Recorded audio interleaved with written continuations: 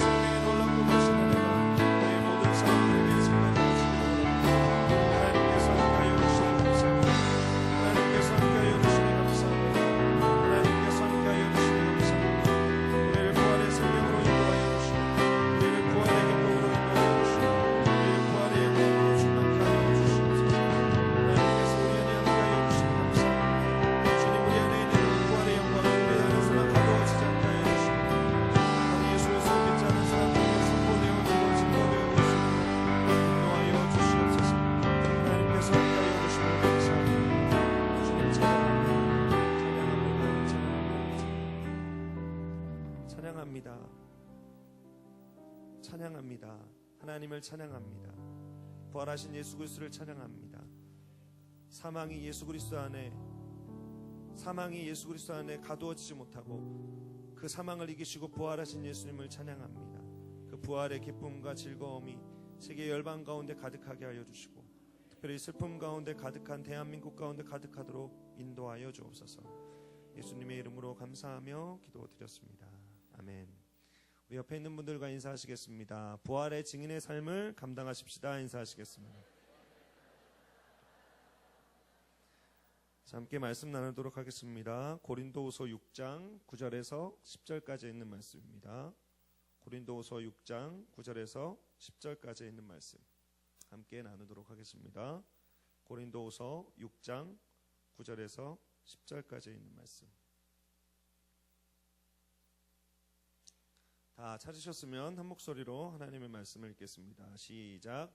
무명한 자 같으나 유명한 자요, 죽은 자 같으나 보라 우리가 살아있고, 징계를 받은 자 같으나 죽임을 당하지 아니하고, 근심하는 자 같으나 항상 기뻐하고, 가난한 자 같으나 많은 사람을 부유하게 하고, 아무것도 없는 자 같으나 모든 것을 가진 자로다. 아멘. 예수님께서 우리를 위해서 부활하셨습니다. 부활의 기쁨이 우리 안에 충만하십니까? 이 부활절에 함께 기도원에 와서 하나님 앞에 부르짖을 수 있는 은혜를 주신 것 참 특별한 은혜인 것 같습니다. 특별히 할렐루야 성전에서 함께 예배를 드릴 수 있는 것이 참 큰 기쁨이 됨을 고백합니다. 저희 카리스 성교회가 함께 작년 12월 달이었던 것 같습니다. 이 성전에 와서 함께 손을 잡고 우리 성전 구석구석에서 형제자매들이 함께 중보하였던 기억이 납니다. 그때 사실 음향과 여러 가지 부분들이 참 어려움들이 있어서 마음에 분주함이 있었죠. 그래서 오늘도 그런 트라우마가 사실 살짝 있어서 살짝 당황함도 있긴 합니다. 하지만 우리 안에 있는 부활의 기쁨과 부활의 즐거움, 이 모든 것이 우리들의 마음속에 있는 염려와 근심과 걱정과 고통과 괴로움을 이길 수 있는 힘을 주심을 믿으시길 바랍니다. 예수님께서 다시 사셨습니다. 우리 옆에 있는 분들과 고백하시겠습니다. 예수님께서 다시 사셨습니다. 인사하시겠습니다. 죽음이라는 것이 하나님의 아들을 가둬놓을 수 없었던 것이죠. 생명의 근원이신 예수 그리스도께서 사망의 권세를 이기셨습니다. 어떻게 보면 가장 역설적인 일입니다. 죽었으나 죽지 아니한, 죽었으나 그 안에 생명력이 넘치는, 어떻게 보면 부활은 사람들이 이해하는 이성적인 지식의 차원, 그리고 우리가 알고 있는 여러 가지 차원의 것들을 넘어서는 것 같습니다. 하나님께서 우리 안에 주시는 놀라운 은혜인 것이죠. 놀라운 신비의 영역인 것입니다. 초대교회에 있던 사람들은 부활의 증인이었습니다. 예수님의 부활을 전하고 나누는 자였습니다. 예수님의 제자들, 예수 그리스도를 따르는 사람들은 다 부활의 기쁨과 즐거움을 나누는 사람들이었습니다. 부활의 생명을 나누는 사람들이었습니다.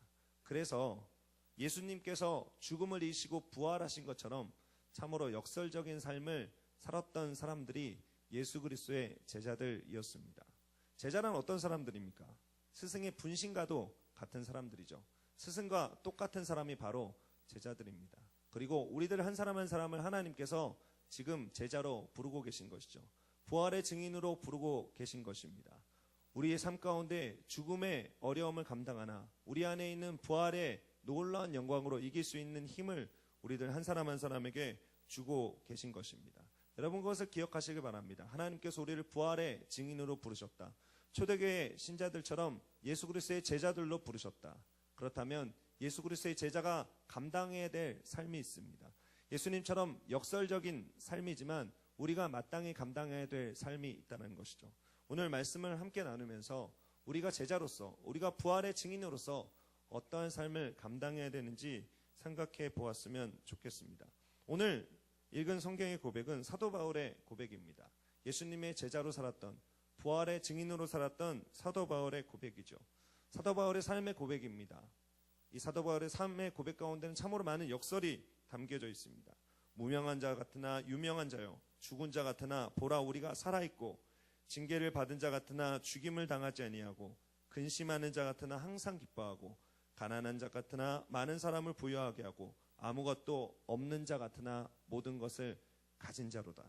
이것이 바로 우리가 살아야 되는 부활의 증인의 삶인 것입니다. 이것이 바로 우리가 살아야 될 제자로서의 삶인 것이죠. 오늘 하나님의 말씀을 함께 나누면서 제자로서의 삶을 결단했으면 좋겠습니다. 우리가 예수 그리스도 닮은 삶을 살겠습니다. 초대교회 신자들과 같이 하나님 앞에 헌신된 삶을 살겠습니다. 부활의 증인된 삶을 살겠습니다라고 결단하시는 우리 모두들 되시기를 예수님의 이름으로 축원을 드립니다. 첫 번째, 제자의 삶은 이런 삶입니다. 속이는 자 같으나 참된 자라고 성경은 기록하고 있습니다. 오늘 읽은 9절과 10절 바로 앞에 보면 이런 말이 있습니다. 8절 가운데 마지막 부분입니다. 우리는 속이는 자 같으나 참되고라는 말이 있습니다. 제자의 삶, 예수 그리스도의 부활의 은혜를 나누는 증인의 삶은 이런 삶입니다.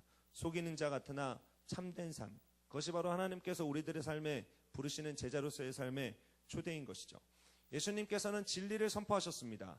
이 땅에 계실 때 예수 그리스도의 입 가운데는, 예수 그리스도의 말씀 가운데는, 예수 그리스도의 삶 가운데는 추호의 거짓도 없었던 것이죠. 예수님 스스로가 진리셨습니다.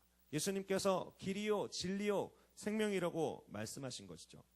예수님의 입술의 모든 말들이 성취되었습니다. 예수님의 하셨던 행동의 모든 것들이 열매를 맺었습니다. 성경에 있는 예언이 예수님을 통해서 이루어졌습니다. 하나님의 뜻이 예수 그리스도의 삶을 통해서 이루어졌습니다. 그런데 세상은 예수 그리스도를 믿지 못했습니다. 예수님께서 이 땅 가운데 계실 때 예수 그리스도는 속이는 자 취급을 받았습니다.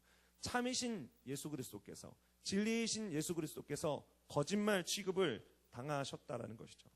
그리고 예수님은 당시 있었던 사람들의 참소, 거짓 증인들로 말미암아 십자가의 죽임을 감당하게 됩니다. 군중을 선동했다는 죄인 것이죠. 로마를 반역하는 죄를 계획하고 있다는 것이죠. 예수님께서는 그 죄목으로 십자가에 매어 달리셨습니다. 참이신 예수님께서 세상에 있는 거짓 때문에 죽임을 당하셨다는 것이죠. 그러나 예수님은 참으로 거짓을 이기는 분이셨습니다. 진리로 거짓을 이기는 분이셨다는 것이죠. 부활이 바로 그것의 하나의 증표입니다. 거짓은 예수 그리스도를 죽였다고 생각했습니다. 거짓말은 예수 그리스도를 못 받고 승리했다고 생각했습니다. 그러나 참이신 예수 그리스도, 진리이신 예수 그리스도는 부활로 말미암아 놀라운 승리를 거짓으로부터 거두게 되었다는 것이죠. 당시 있었던 예수 그리스도의 증인들도 그러한 삶을 살았습니다. 예수님의 제자들이 그런 삶을 살았습니다. 초대교회 신자들이 그런 삶을 살았습니다. 참이신 예수 그리스도를 증거했습니다. 참이신 복음을 증거했습니다. 그러나 세상 사람들이 그것을 받아들이지 못했습니다. 우리들의 삶은 어떻습니까? 우리들의 삶에 증거하는 참이신 예수 그리스도, 진리이신 예수 그리스도가 때로 거부되는 세상이 현재 우리가 살아가고 있는 세상입니다. 여러분은 가끔 노방전도를 나갈 때마다, 복음을 증거할 때마다 현재의 세상이 예수님을 참 증거하기가 어렵다는 생각을 하게 되고 그런 것들을 많이 경험하실 것이죠. 심지어 예수 그리스도를 전하는 사람, 참이신 예수 그리스도를 전하는 사람, 진리이신 예수 그리스도를 전하는 사람이 바보 취급을 당하는 것이 현재 시대의 모습입니다. 그러나 여기 안에 놀라운 역사가 있습니다. 세상의 사람들을 우리는 속이는 자라고 얘기합니다. 거짓말하는 자라고 얘기합니다. 예수 그리스도를 증거할 때마다, 예수 그리스도를 나눌 때마다 야, 거짓말하지 마라. 예수님이 너희들의 삶 가운데 준 것이 무엇이냐? 예수님이 우리들의 삶 가운데 준 것이 무엇이냐라고 조롱합니다. 그러나 참이신 예수님께서, 진리이신 예수님께서 우리 안에 있음을 믿으시길 바랍니다. 그리고 그 진리로 말미암아 거짓을 이길 수 있는 능력을 우리 안에 주셨음을 기억하시길 바랍니다. 하나님께서 우리를 그런 사람으로 부르고 계십니다. 세상 사람들은 우리를 속이는 자라고 얘기하지만 너희는 진실로 참된 자라고 우리를 지명하고 계신 것입니다. 이것이 바로 부활의 증인된 첫 번째 삶입니다. 두 번째, 무명한 자 같으나 유명한 자라고 오늘 성경은 기록하고 있습니다. 예수님은 이 땅 가운데 계실 때 철저히 무명한 자로 사셨습니다. 세상의 유명한 왕의 자녀로 태어나지 않으셨습니다. 당시 세계를 다스리던 로마의 귀족의 자제로 태어나지 않으셨습니다. 당시 있었던 세계의 가장 변두리, 아주 가장 작은 팔레스타인에서 태어나셨습니다. 그리고 보잘것없는 마국간에서 말구 위에 누우셨던 것이죠. 그러나 예수님은 가장 유명한 자가 되었습니다. 세상에 있는 사람들이 모두 다 예수 그리스도를 알고 있습니다. 심지어 현대에는 예수 그리스도를 믿지 않은 사람들조차 크리스마스라는 이름으로 예수님을 기억하고 예수님의 탄생을 기념하는 것이죠. 예수님은 이 땅 가운데 무명한 자로 사셨습니다. 그러나 하나님께서는 예수 그리스도를 높이셨습니다. 하나님께서는 그를 지극히 높이셨습니다. 그래서 세상 가운데 가장 유명한 자의 삶을 살게 하셨다는 것이죠. 제자들도 그러했습니다. 제자들도 무명한 자였습니다.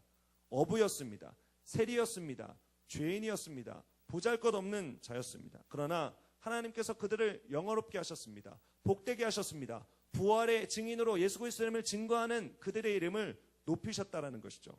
예수 그리스도를 따르는 자의 삶, 그 삶은 무명한 자나 유명한 자로 부르신 삶을 살게 하신다는 것을 기억하시길 바랍니다. 우리들의 삶은 어떻습니까? 때로 우리들의 삶 가운데 내가 무명한 자처럼 살아가는 것 같은 경험을 하게 됩니다. 나를 어느 누구도 알아주지 않는 것 같은 생각을 가끔 할 때가 있습니다. 우리가 이 세상에서 지니고 있는 어떤 존재감이 있을까라는 생각도 하게 되는 것이죠. 그런데 하늘을 만드시고 땅을 만드시고 우리를 가장 잘 알고 계신 우주 만물보다 크신 하나님께서 우리들 한 사람 한 사람의 이름을 알고 계시다라는 것입니다. 우리가 잘 아는 찬양입니다. 내 이름 아시죠? 내 모든 생각도. 하나님께서는 우리들의 머리카락까지도 세심받으신 하나님이 되신 것을 기억하시길 바랍니다. 하나님께서 우리를 유명한 자로 삼으셨습니다. 세상에 있는 어떠한 유명한 사람들보다 우리 한 사람 한 사람의 이름을 부르시며 기억하고 계시다는 것 기억하시길 바랍니다.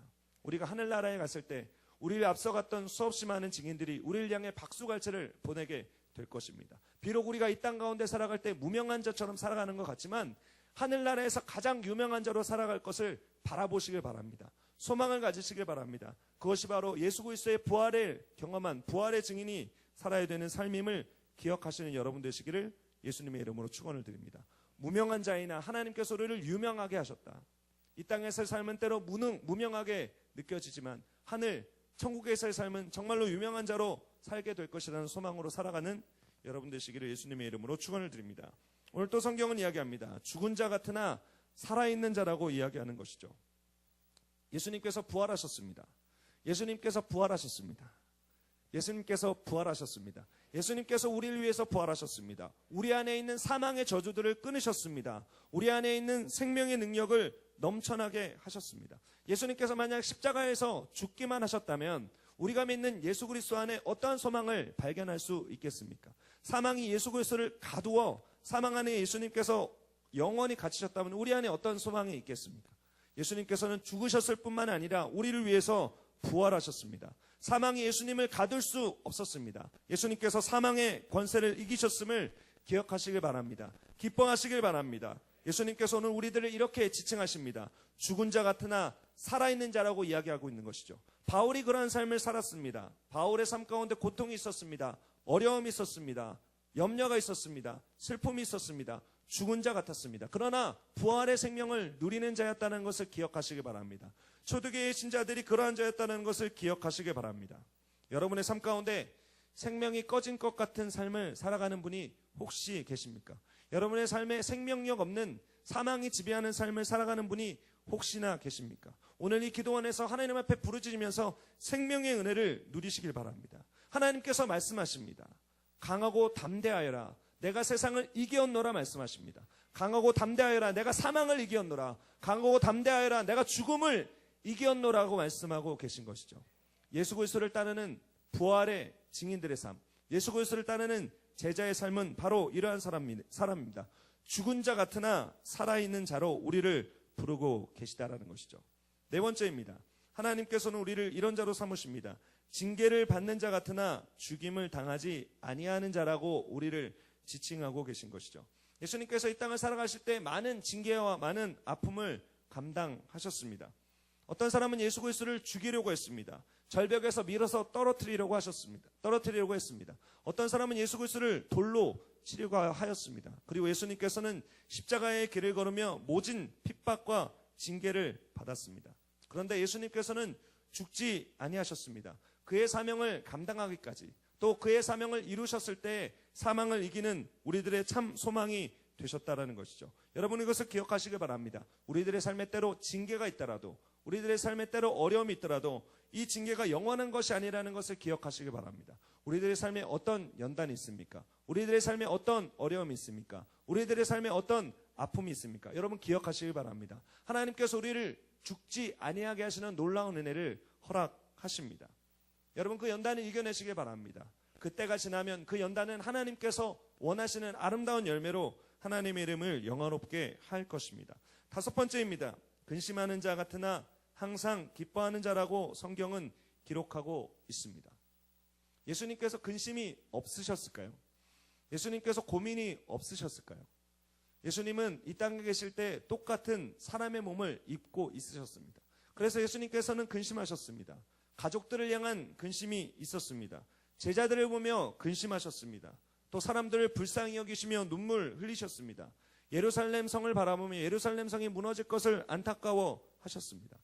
무엇보다 예수님께서는 겟세마네 동산에서 극심한 고통 가운데 하나님 앞에 부르짖습니다. 하나님, 할 수 있으면 이 잔을 거두어가 주시옵소서.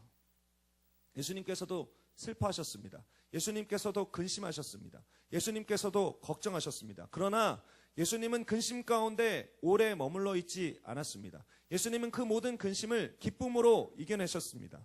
예수님께서 겟세마네 동산에서 극심한 고통 가운데 이 잔을 거두어가 주시옵소서라고 이야기할 때 예수님의 기도 가운데 예수님의 삶에 놀라운 기쁨이 임하였던 것을 기억하시기 바랍니다. 기쁨의 근원은 어떤 것이었습니까? 십자가의 고통으로 말미암아, 십자가의 피 흘림으로 말미암아 구원을 얻게 될 우리들 한 사람 한 사람을 기억하며 기뻐하셨던 것. 그래서 그 주님께서 주시는 하나님께서 주시는 잔을 기꺼이 감당하기로 결정하셨던 것을 기억하시기를 바랍니다. 우리들의 삶에 어떠한 근심이 있습니까? 우리들의 삶에 어떠한 염려가 있습니까? 우리들의 삶에 어떠한 고통이 있습니까? 여러분들에게 권면합니다. 근심 가운데 오래 머물러 있지 않는 여러분 되시기를 예수님의 이름으로 축원을 드립니다. 근심을 이길 수 있는 방법, 예수님께서 우리들의 삶에 그 삶으로 증명해 주셨습니다. 어떤 것이냐면 하나님과의 친밀감을 누리는 것이죠. 하나님께, 예수님은 아버지이신 하나님께 규칙적으로 나가 무릎을 꿇었습니다. 그리고 하나님 앞에 기도했습니다. 하나님과 대화를 나누었다라는 것이죠. 우리들의 삶에 고통이 있을 때마다, 우리들의 삶에 염려가 있을 때마다, 우리들의 삶에 근심이 있을 때마다 우리 안에 주신 하나님의 특권을 누려야 합니다. 그 특권은 어떤 것이냐면 기도입니다. 부르짖는 것입니다. 하나님의 이름을 구하는 것입니다. 주여라고 하나님의 이름을 목청 높여 부르는 것입니다.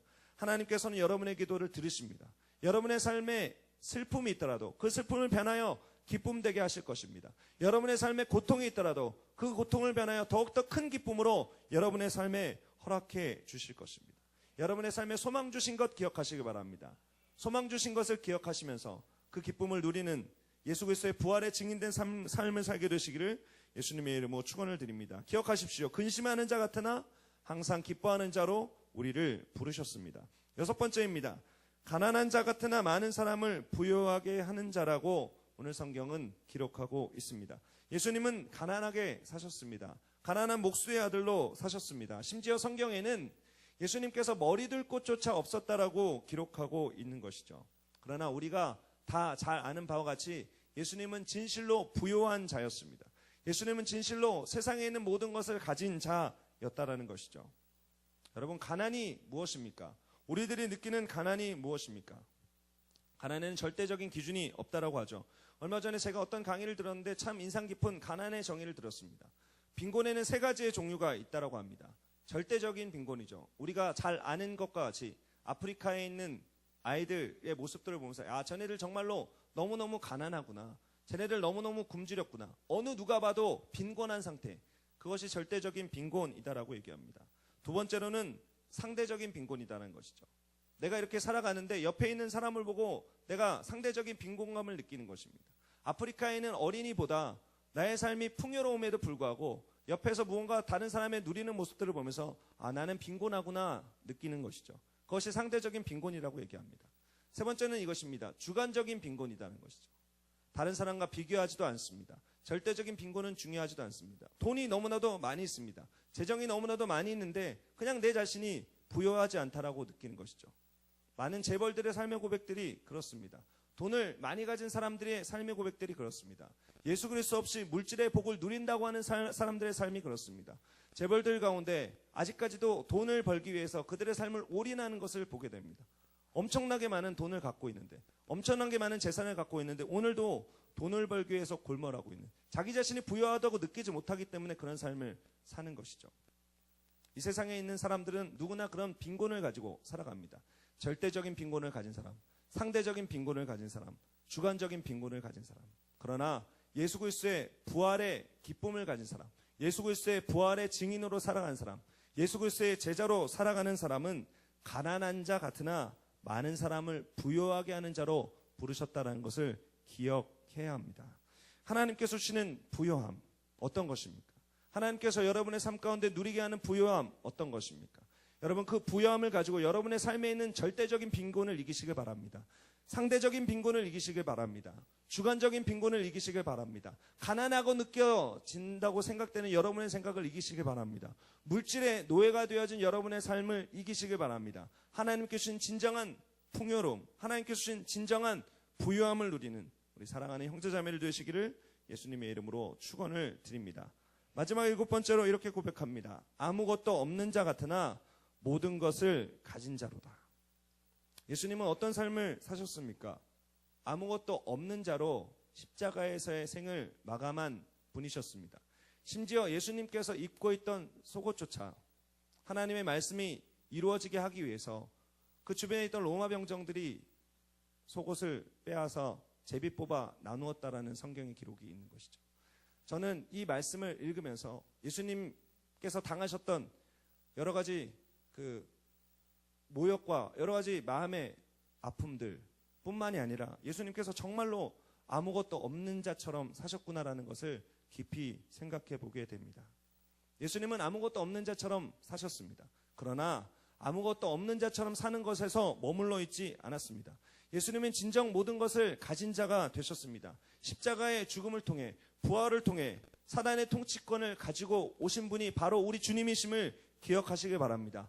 왕의 왕이 되셨습니다. 주의 주가 되셨습니다. 만유의 주님이 되신 것을 기억하시길 바랍니다. 예수님이 아무것도 없는 자처럼 사셨지만, 사람들의 모욕을 받으셨지만, 심지어 돌아가실 때 자신이 입고 있었던 속옷조차 빼앗겼던 아주 작고 연약한 자처럼 사셨지만 모든 것을 가진 능력의 주인이 되셨던 것을 기억하시길 바랍니다.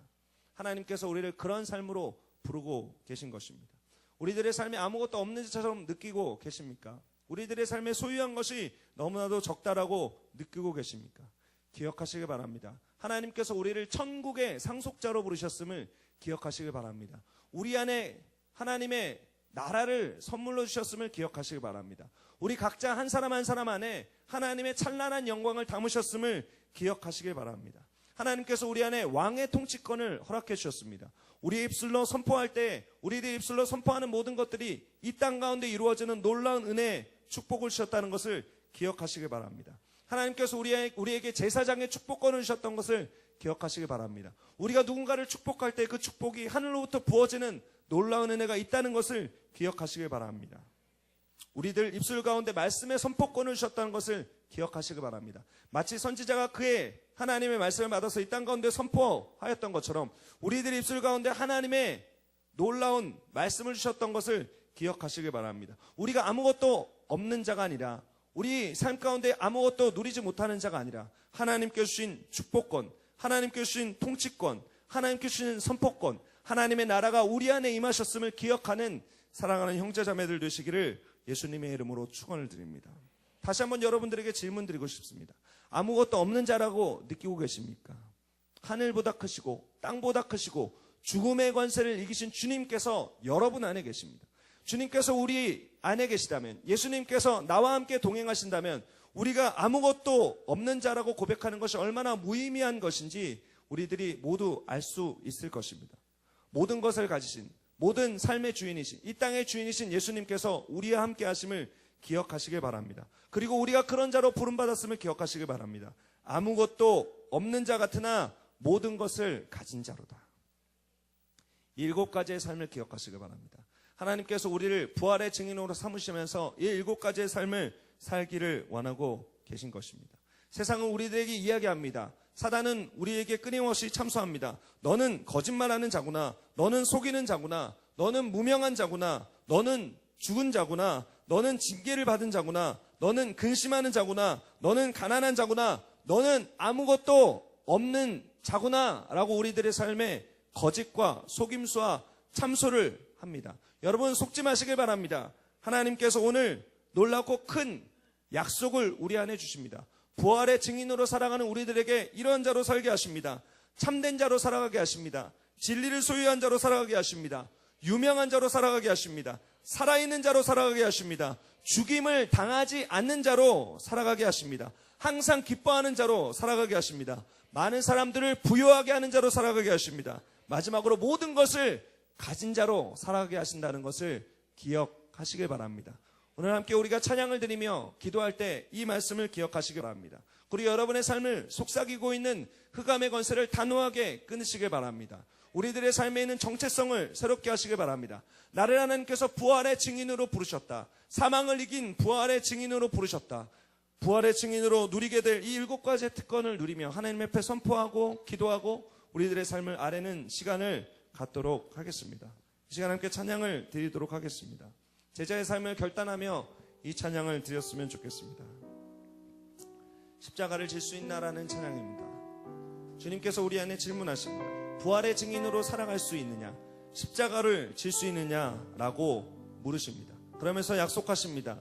7가지의 약속을 기억하시길 바랍니다. 하나님께 주신 이 약속을 기억하시면서 십자가를 질 수 있냐라고 질문하셨을 때 네, 기꺼이 십자가를 지겠습니다. 부활의 증인으로 살아갈 수 있냐고 질문하실 때 네, 제가 부활의 증인으로 살아가겠습니다. 제자의 삶을 결단할 수 있냐라고 질문하실 때 네, 제가 예수 그리스도의 제자로서 살아가겠습니다. 예수님의 분신과 같은 존재로 살아가겠습니다. 초대교회 신자들처럼, 초대교회 제자들처럼 우리들의 삶을 주님께 드리겠습니다는 결단이 있게 되시기를 예수님의 이름으로 축원을 드립니다.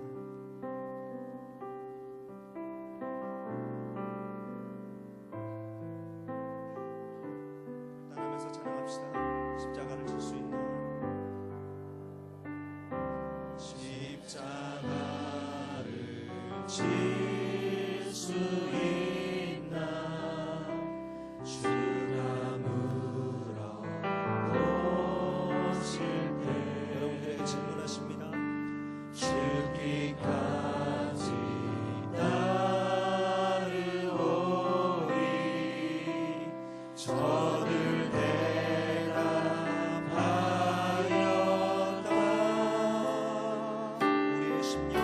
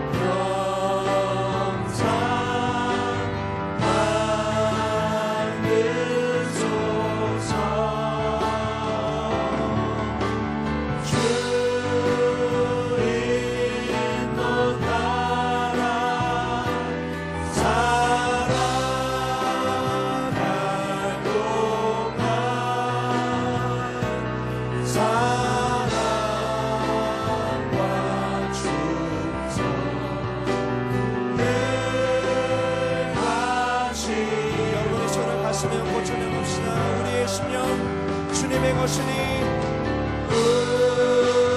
우리의 심령 소유권을 내어드립니다. 주의 것이니 회복하시옵소서.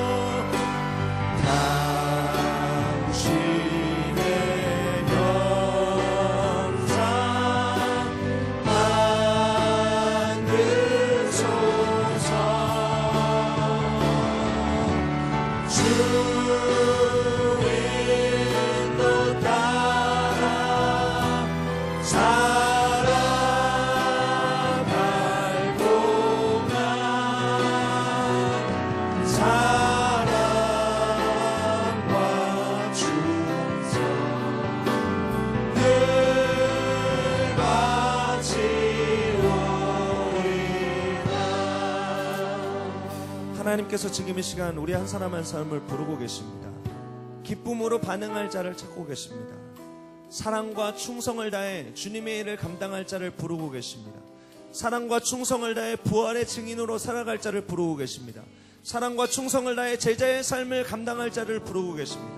지금 이 시간 우리 함께 기도하십시다. 주님, 우리 안에 주신 7가지 하나님의 귀한 부활의 증인의 삶을 누리게 하여 주시옵소서. 하나님, 우리들의 삶에 사단의 참소에 속지 않게 하여 주시고 십자가 안에서 완전히 이루신 부활로 말미암아 완전히 성취되어진 부활의 증인의 삶을 살아가게 하여 주옵소서.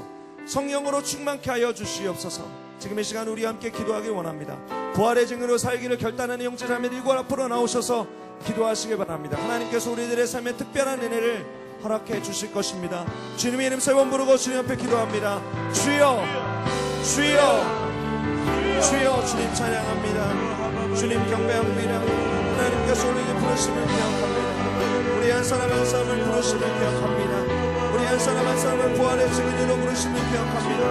우리 한 사람 한 사람을 주님의 증인으로 부르심을 기억합니다. 부활의 증인으로 부르심을 기억합니다. 부활의 증인으로 부르심을 기억합니다. 부활의 증인으로 부르심을 기억합니다. 부활의 증인으로 부르심을 기억합니다. 부활의 증인으로 부르심을 기억합니다. 부활의 증인으로 부르심을 기억합니다. 부활의 증인으로 부르심을 기억합니다. 부활의 증인으로 부르심을 기억합니다. 부활의 증인으로 부르심을 기억합니다. 부활의 증인으로 부르심을 기억합니다. 우리 한 사람 한 사람을